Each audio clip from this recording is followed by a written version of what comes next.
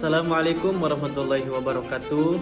Dalam video ini saya akan membahas sesuatu yang sangat penting, yaitu menjelaskan tentang dasar hukum budaya di Indonesia dari zaman dulu hingga zaman sekarang. Video ini saya buat karena untuk memenuhi syarat ujian akhir semester mata kuliah Pengantar Hukum Indonesia di bawah bimbingan Dr. Kiai Haji Agus Nur Khalid. Kenapa ini sangat penting untuk kita bahas? Karena hukum adat merupakan cermin dari nilai moral dan identitas bangsa yang hidup di masyarakat, sekaligus menjadi fondasi penting dalam sistem hukum nasional kita. Sebelum saya masuk kepada penjelasannya, saya izin memperkenalkan diri. Nama saya Muhammad Lutfi, salah satu mahasiswa dari STI Bakti Persada Majalaya Bandung dalam program studi Hukum Ekonomi Syariah. Jangan berlama-lama lagi, kita langsung saja masuk ke dalam pembahasan. Hukum adat adalah aturan tidak tertulis yang hidup dan berkembang di tengah masyarakat Indonesia sejak zaman dulu. Lalu dipatuhi karena dianggap benar, pantas, dan mengikat. Jadi, hukum adat bukan dibuat di gedung parlemen, tetapi lahir dari kebiasaan, tradisi, dan nilai hidup masyarakat setempat. Pada masa paling awal, hukum adat tumbuh dari kehidupan masyarakat yang masih sederhana dan sangat dekat dengan alam, keluarga, dan komunitas. Aturan-aturan ini dipakai untuk mengatur hubungan antar warga, pembagian warisan, perkawinan, penyelesaian sengketa, hingga hubungan dengan tanah dan lingkungan. Ketika pengaruh Hindu, Buddha masuk, hukum adat tidak hilang, tetapi mulai bercampur dengan aturan kerajaan dan agama yang berlaku satu. Di beberapa wilayah, raja menjadi pusat kekuasaan, sehingga norma adat tetap ada, tetapi disesuaikan dengan struktur kerajaan. Saat Islam masuk ke Nusantara, hukum adat juga kembali mengalami perubahan. Di banyak daerah, adat dan hukum Islam saling memengaruhi, sehingga muncul praktik hukum yang memandu tradisi lokal dengan ajaran agama. Pada masa Belanda, hukum adat mulai dipelajari secara lebih sistematis oleh para ahli hukum kolonial. Belanda mengakui bahwa masyarakat pribumi punya sistem hukum sendiri, tetapi pengakuan itu tidak selalu tulus karena tetap diarahkan untuk kepentingan kolonial.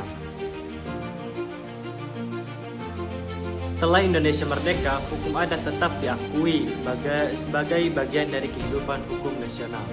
Dalam masa awal kemerdekaan, aturan-aturan lama yang masih cocok dengan semangat negara baru tetap dipertahankan sambil menunggu pembentukan hukum nasional. Karena itu, hukum adat tidak langsung hilang, tetapi perlahan mulai berdampingan dengan hukum nasional. Namun, pada masa saat ini juga mulai muncul tantangan, yaitu bagaimana menyatukan hukum adat yang sangat beragam dengan hukum nasional yang ingin seragam untuk seluruh Indonesia. Inilah yang membuat hukum adat sering berada dalam posisi diakui tetapi dibatasi. Di era sekarang, hukum adat masih hidup dan diakui negara. Pengakuan paling penting ada dalam Undang-Undang 1945 Pasal 18B ayat 2. Ayat yang mengatakan bahwa negara menghormati dan mengakui masyarakat hukum adat beserta hak tradisionalnya selama masih hidup dan sesuai dengan perkembangan masyarakat serta prinsip NKRI.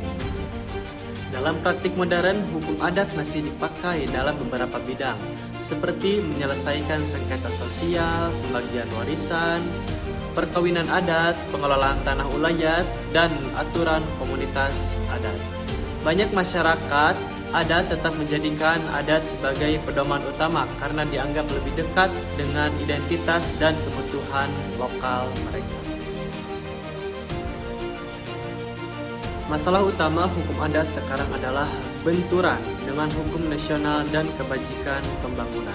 Misalnya, ada konflik antara hak masyarakat adat dengan izin perkebunan, pertambangan, atau pengelolaan hutan.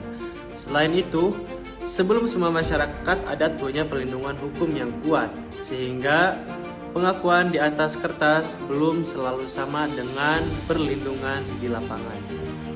Tantangan lain adalah globalisasi dan modernisasi yang membuat sebagai generasi muda mulai kurang mengenal adat sendiri.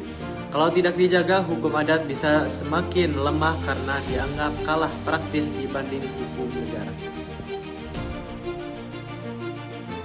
Jadi, hukum adat Indonesia berkembang dari aturan hidup masyarakat tradisional, lalu mengalami pengaruh Hindu, Buddha, Islam, kolonial Belanda, hingga akhir diakui dalam negara modern.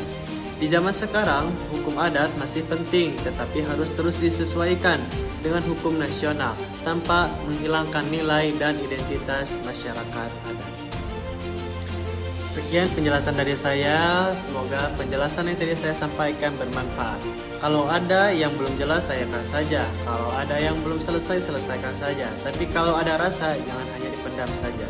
Bukan berarti cerita kita selesai, karena terkadang yang indah bukanlah akhir, tapi perjalanan yang kita lalui bersama. Terima kasih atas perhatian, mohon maaf bila ada kekurangan, karena yang sempurna hanya harapan yang tidak kunjung menjadi kenyataan. Wabillahi taufiq wal hidayah. Wassalamualaikum warahmatullahi wabarakatuh.